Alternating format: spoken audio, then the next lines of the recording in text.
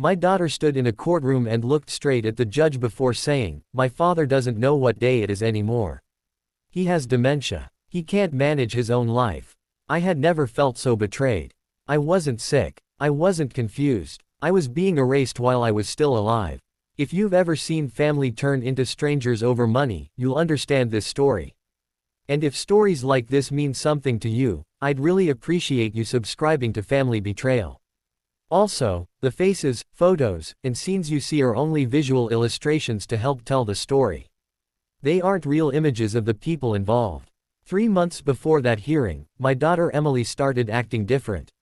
She suddenly wanted to handle my bills, my bank account, even my doctor's appointments. At first, I thought she was just worried about me. I had turned 72, and after losing my wife, I was living alone. Then little things started happening. Mail disappeared before I could read it. My checkbook went missing for 2 days. Emily kept saying, "Dad, don't worry about the paperwork. I'll take care of everything." It sounded caring. Now I know it was control. One afternoon I drove to the grocery store. When I got home, Emily was waiting on my porch. "Dad, where have you been?" "The grocery store." She frowned. "You already forgot telling me you were staying home." I never told her that. She smiled, but something about it felt rehearsed. Over the next few weeks she began correcting me in front of neighbors. "Dad gets confused. Dad forgets conversations. Dad isn't himself." Every time she said it, people looked at me with pity. I started questioning my own memory. Was I forgetting things? Or was someone making me believe I was? Then my bank called. The manager quietly asked if I had approved adding my daughter as a joint owner on my accounts. I nearly dropped the phone. I never signed anything. There was silence. Then he said, "Mr. Carter, I think you should come in today."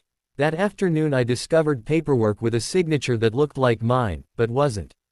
When I confronted Emily, she didn't even seem nervous. She simply crossed her arms and said, "Dad, you honestly don't remember signing it?" For the first time in my life, I looked at my own daughter and wondered if she had been planning this all along. She left my house that evening with a calm smile, but I didn't sleep for a second. I spread every document across my kitchen table and compared the signatures. The more I looked, the angrier I became. They weren't just different, they were practiced. Someone had spent time learning how to write my name. I couldn't believe my own daughter might have done something like that. I kept asking myself where I had failed as a father. The little girl who used to run into my arms after school had somehow become someone I didn't recognize. The next morning I met with the bank manager. He closed his office door and spoke quietly. "Mr. Carter, I wasn't comfortable with what happened. Your daughter insisted you had memory problems. She answered most of the questions for you, and she was in a hurry." My stomach dropped. He handed me copies of every document. "I think you need a lawyer before this goes any further." 2 days later I hired an attorney named Richard. He listened without interrupting, then asked one question that changed everything. "Have you ever been medically diagnosed with dementia?" I answered, "Never." He leaned back and nodded. "Then let's find out who's telling the truth." He arranged for me to undergo a full neurological evaluation with an independent specialist. The testing lasted hours. Memory tests, problem solving, conversations. At the end, the doctor smiled and shook my hand. "Mr. Carter, your memory is excellent for your age. I see no evidence of dementia." I finally felt hope again. But that hope didn't last long. A week later, I was served with court papers. Emily had filed to become my legal guardian, claiming I was mentally incapable of managing my finances. She had included sworn statements saying I wandered, forgot names, and couldn't recognize family members. Reading those pages felt like attending my own funeral while I was still breathing. I couldn't understand how my own daughter could lie so easily. Then my lawyer uncovered something that made everything clear. Just 6 days before filing the case, Emily had listed her own house for sale. She was already shopping for a larger home and had told her mortgage broker she expected to receive control of significant family assets soon. She wasn't trying to protect me. She had already started spending money she didn't legally own. The court date arrived faster than I expected. Emily walked into the courtroom looking completely confident, carrying thick folders and acting as though the decision had already been made. I sat quietly beside my lawyer, wondering if the truth alone would really be enough, until the judge looked up from the file and announced that he wanted to hear directly from me first. The courtroom went completely silent as the judge adjusted his glasses and looked straight at me. My hands were shaking, but I forced myself to stand. I had spent weeks wondering if anyone would believe me. That fear disappeared the moment the judge asked, "Mr. Carter, can you tell me why you believe your daughter wants this guardianship?" I didn't rush my answer. I looked at Emily first.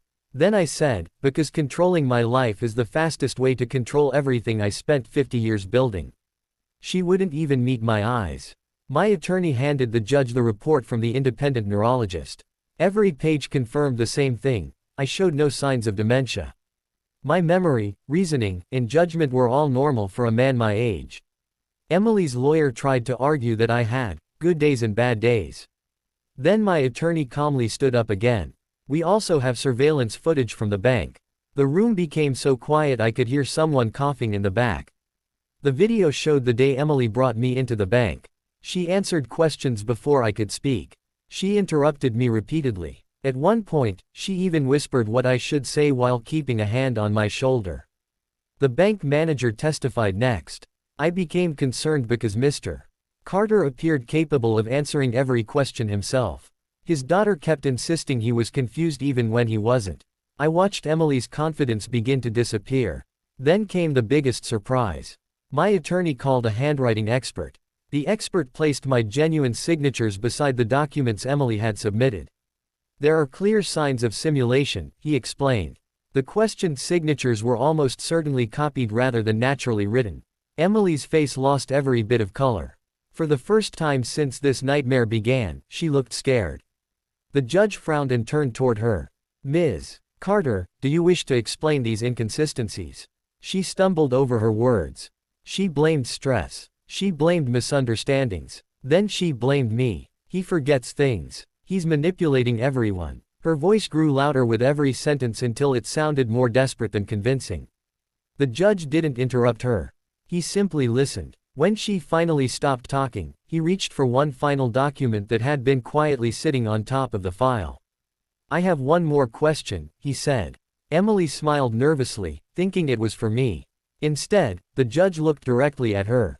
The instant he read the first line of that document aloud, I realized someone had uncovered a secret Emily had worked desperately to hide, and I knew her entire plan was about to collapse.